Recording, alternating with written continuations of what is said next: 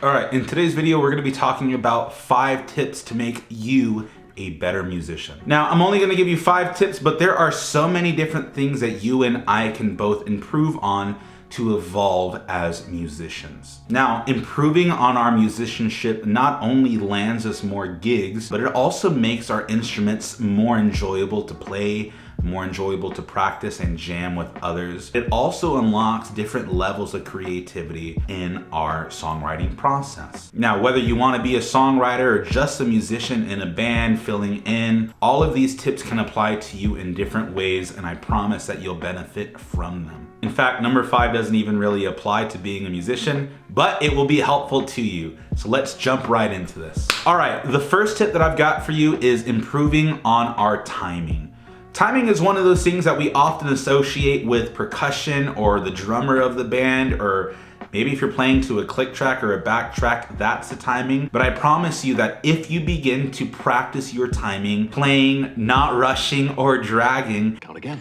1, 2, 3, 4. 1, 2, 3, 4. 1, 2, 3, 4. Rushing or dragging? Rushing. So you do know the difference. That you will become a better musician and you'll sound better whenever you're playing with a full band. Now, this is one of the things that I struggled with when I first started playing instruments, and more specifically, the drums. Anyone who's learned the drums can attest that you want to play things fast and loud and sporadic. If you begin to keep your time, you will sound better overall. Not only does it apply to drums, but it also applies to things like guitar solos. If you notice that a guitarist is rushing through notes, it'll sound bad within a mix. It'll sound bad within the context of a band. The bassist, if the bassist is ahead of the drum beat, things will start to fall apart easily. Now, I've got 2 tips that help me with my timing. The first is practicing to a metronome.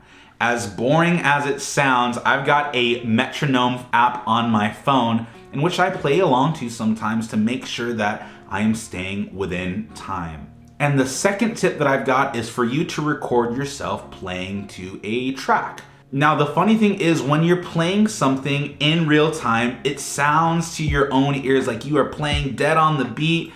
Sounds like you're playing amazing. You're the best guitarist or drummer or musician ever. But sometimes when you listen back to that recording, you find out, oh man, I'm getting a little too excited and I'm rushing this part. Or, oh man, I'm not playing this on time and I'm slowing down the track. Recording yourself will reveal all of these things to you, and it's important for us to have good timing whenever it comes to playing with other musicians and becoming a better musician overall. Okay, the second trait of a great musician, or the second tip that I could give you in becoming a better musician, is working on dynamics. Now, when I say the word dynamics, I don't just mean playing soft or playing really loud. Dynamics can be a lot more than that. Dynamics can consist of playing things very simply or increasing the complexity of what you're playing. This is best shown through CCM or worship music. If you've ever paid attention to the drummer in this style of music, you can really see this going into play. Towards the beginning of the song, they might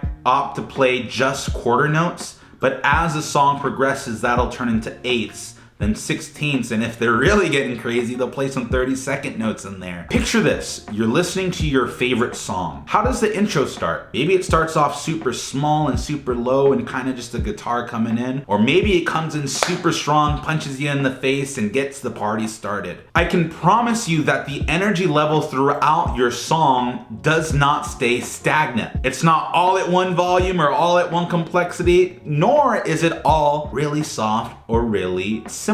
Chorus will often have bigger parts in it, while the verses will have more drawn back, simple parts. Dynamics make the difference between a good player and a great player. The third tip that I've got for becoming a better musician is adaptability. Now, this becomes especially apparent whenever it comes to worship music. From personal experience in myself and the church band that I play with for our worship service, nothing that we play is to click tracks. Everything is spontaneous. And if I feel like we need to go back to a verse or back to a chorus, back to a bridge, us as musicians, everyone up on the stage, has to adapt to how we're being led. There's a huge difference between memorizing a song and truly learning a song. Being able to bounce back and forth from different sections of a song is important. Now, I don't only mean moving between sections, but I also mean different key changes. Maybe the singer that we have that evening has a lower register. We might have to change the key of the song down. That way we can fit their voice. Maybe we're within certain time constraints and we need to cut a song short.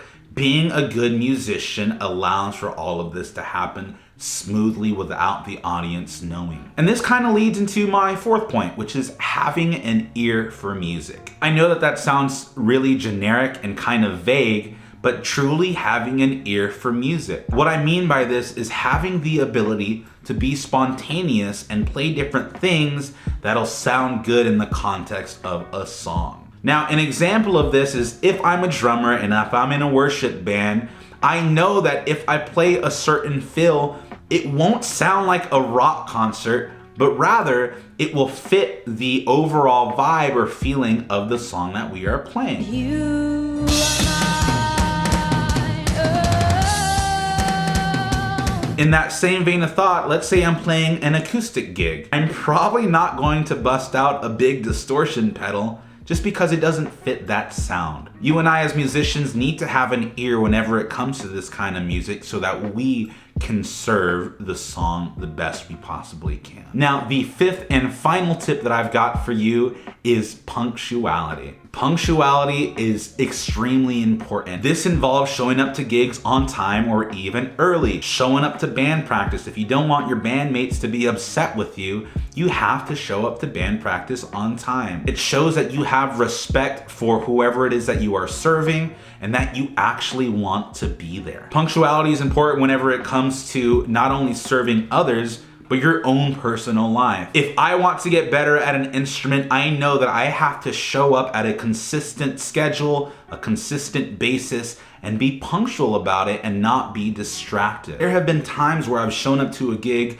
on time or even early to set up, and I've had more opportunities to play a longer set because the person playing after me wasn't there or didn't show up or didn't communicate, and I was able to benefit from that and showcase what my music was to the audience for a longer period of time. In fact, one of the first gigs that myself and my band got to play was because another band wasn't able to make it and we were there early. We were able to play this show and put our toes in the water and really get a feeling for this whole band thing. Punctuality will make a good band get chosen over a great band any day of the week. And those are my 5 tips for becoming a better musician. If you have any tips of your own or something that you'd like to share, feel free to put them down in the comments below. If you enjoyed this video, please consider liking and subscribing. Thank you so much for watching and have a good day.